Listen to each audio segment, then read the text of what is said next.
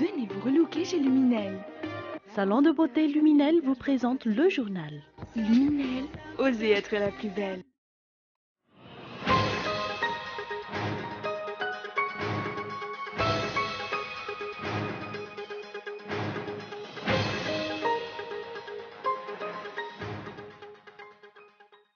La direction générale d'Air Madagascar est sortie de son silence. À travers un communiqué, le directeur général a précisé que la question de réintégration des 4 employés d'Air Madagascar ne rentre en aucun cas dans la compétence du tribunal administratif. Ainsi, toute réintégration réclamée par ces agents est infondée.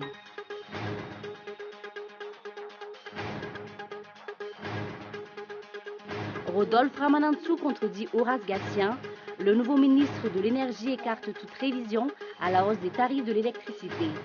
La DIRAMA envisage ainsi de produire de l'électricité à moindre coût en recourant aux centrales hydroélectriques par exemple.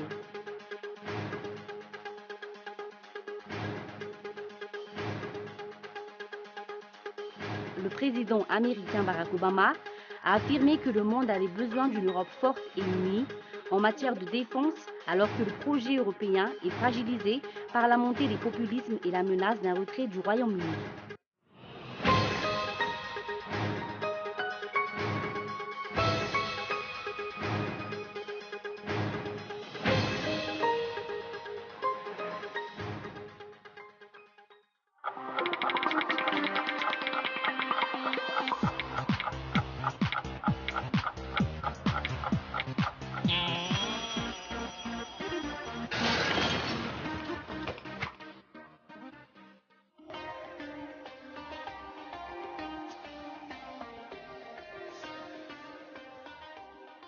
Venez vous relooker chez Luminel. Luminel, coiffure tendance, extension cheveux, coloration, lissage brésilien, maquillage, extension cils.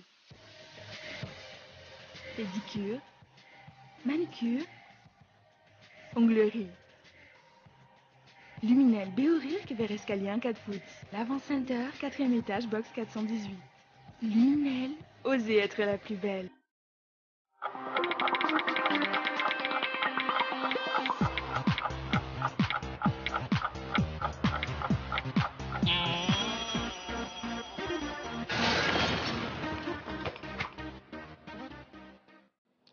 Bonsoir à tous et merci d'être avec nous dans ce journal.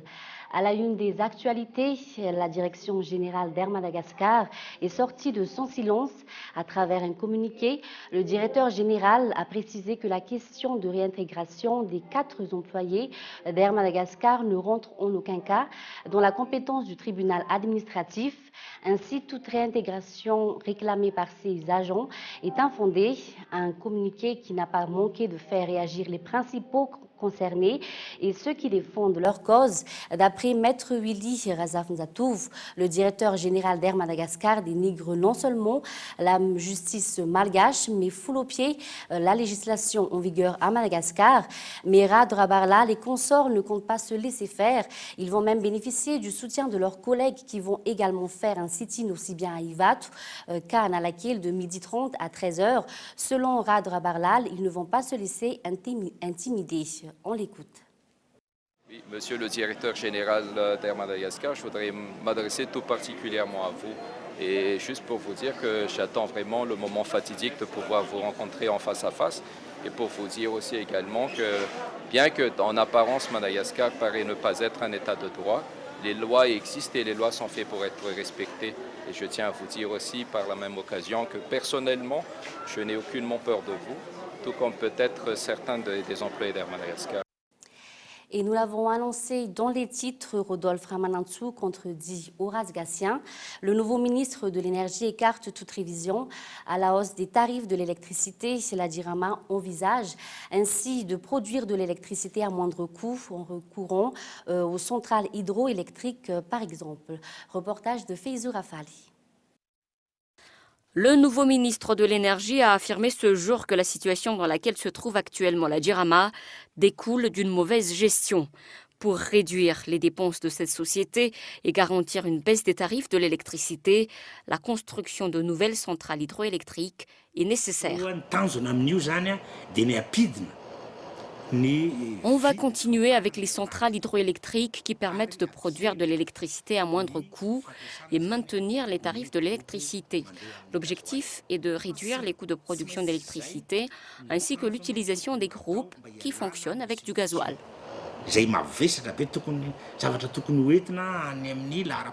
Afin de faire baisser les tarifs de l'électricité, le contrat signé entre la Jirama et la société Agreco pourrait être résilié avant terme.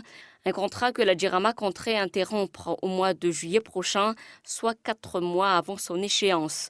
Les abonnés attendent impatiemment que la Jirama améliore ses services, un rêve qui ne pourra devenir réalité tant que cette société continue de s'agripper aux centrales thermiques.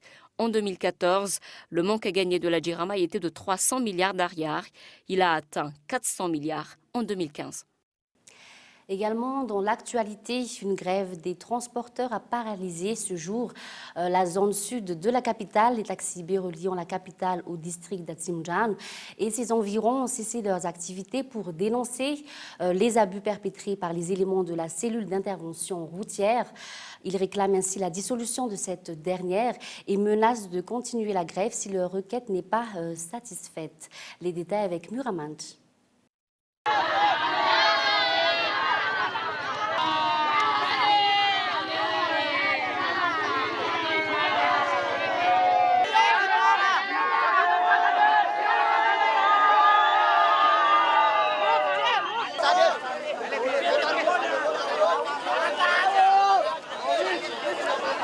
Des centaines de transporteurs regroupés au sein d'une vingtaine de coopératives reliant le centre-ville à la zone sud de la capitale se sont mobilisés ce jour pour dénoncer les abus perpétrés par la CIR ou cellule d'intervention routière. Ils ont fait la grève à Nkadmaok en bloquant la circulation. Selon eux, les éléments de la CIR soutirent de l'argent aux chauffeurs et quand ces derniers refusent de se soumettre à leurs exigences, ils les sanctionnent. Nous avons décidé de faire cette grève pour manifester unanimement contre la CIR. Les éléments de cette cellule nous réclament d'importantes sommes d'argent allant jusqu'à 60 000 ariars quelquefois. J'ai déjà été victime. Ils nous poursuivent en moto et on ne peut vraiment pas leur échapper.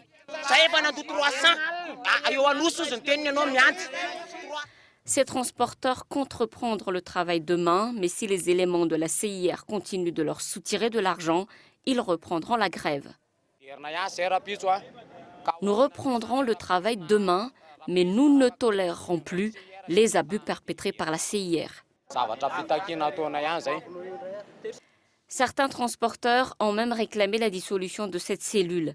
Les associations de défense des consommateurs ont réclamé des solutions immédiates car les utilisateurs de Taxi B subissent de plein fouet cette grève des transporteurs. En raison de cette grève, en effet, beaucoup se sont rendus à pied au travail. Interrogé par nos journalistes, un responsable de la CIR n'a pourtant pas daigné répondre à leurs questions. Et puis face à l'insécurité grandissante dans la région Mélec, les natifs de cette région interpellent les autorités aussi, le chef de l'État. Selon eux, les opérations visant à enrayer l'insécurité dans cette région ont échoué. Ils dénoncent également le faible effectif des gendarmes qui sécurisent les 5 districts de Mélec. Reportage de Feyzou Rafali. Depuis le début de l'année, 3 attaques de Dahal sont enregistrées chaque semaine dans la région Mélec. Les natifs du Mélec résidant dans la capitale interpellent ainsi les autorités pour qu'elles prennent leurs responsabilités. Ils réclament entre autres le renforcement des effectifs des forces de l'ordre dans la région. Des opérations ont été menées à 4 reprises dans cette région, des opérations qui n'ont duré qu'une dizaine de jours. Ainsi, les actes de banditisme reprennent immédiatement après. Nous réclamons ainsi des opérations pérennes et aussi le renforcement des effectifs des forces de l'ordre dans cette région.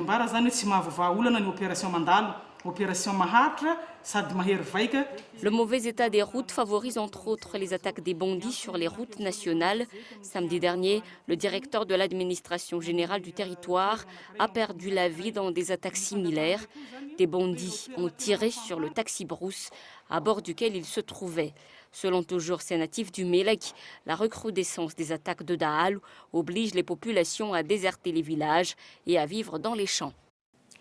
Dans le reste de l'actualité, après avoir suivi une formation de 3 mois, les agents de surveillance de la voie publique entreront en fonction à partir de demain. Ils ont prêté serment ce jour. Ils sont tout 44, dont 6 femmes, et seront répartis sur 4 sites, dont à Tsaavoul, à Nalakel, Sarlalan et à Tanarin.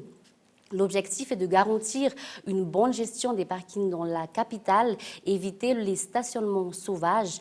Il annonce d'ores et déjà que les sanctions vont entrer en vigueur.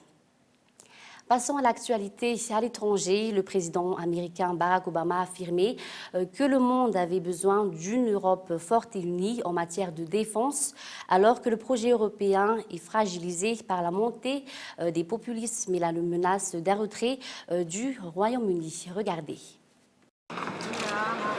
À Hanovre, Barack Obama poursuit son entreprise de séduction. Au deuxième jour de sa visite en Allemagne, le président américain a mis les bouchées doubles pour faire avancer le projet de traité de libre-échange, dit TTIP. Alternant tour à tour charme et humour, il s'est une nouvelle fois livré à un véritable plaidoyer en faveur des entreprises américaines, qui selon lui serviraient également les intérêts européens. Les États-Unis et le monde entier ont besoin d'une Europe puissante, prospère, démocratique et unie.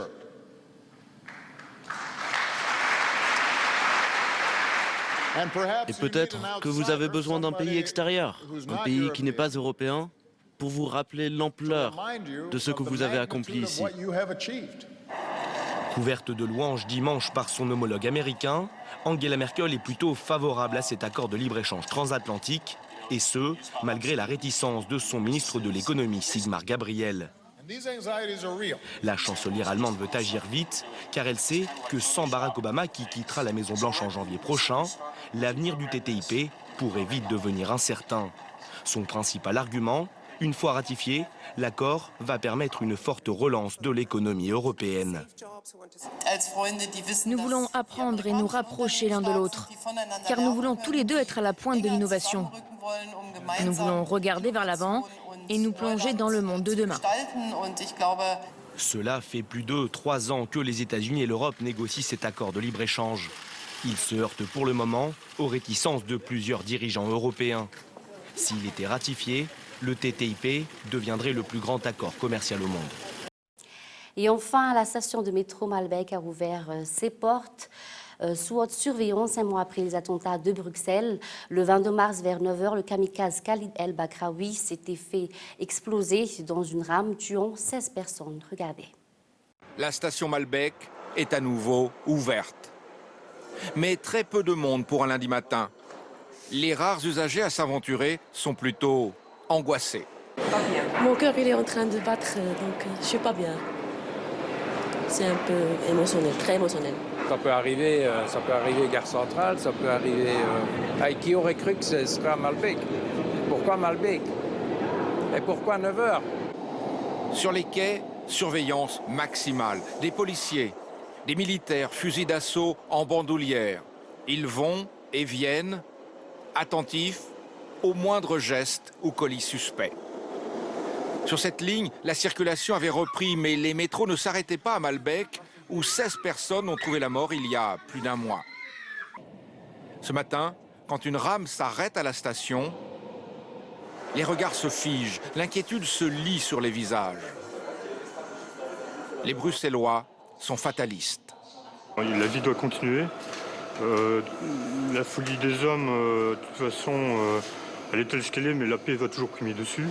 Donc on doit reprendre espoir et aller de l'avant.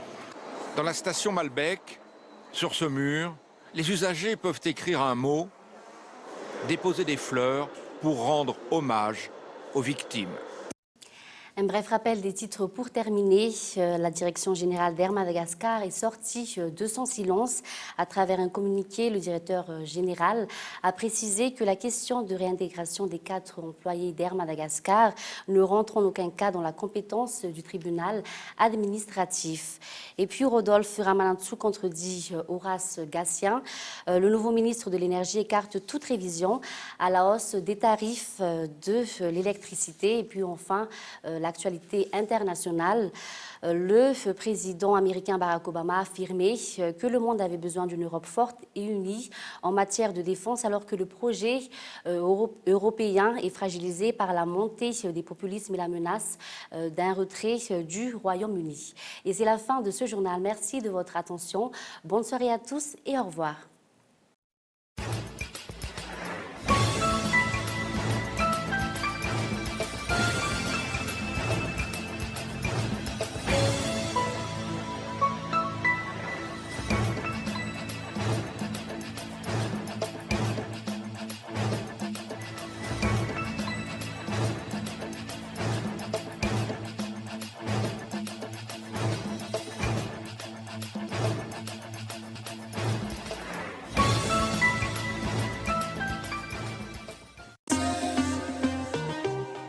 Venez vous relooker chez Luminel. Le journal vous a été présenté par Salon de beauté Luminel. Luminel, osez être la plus belle.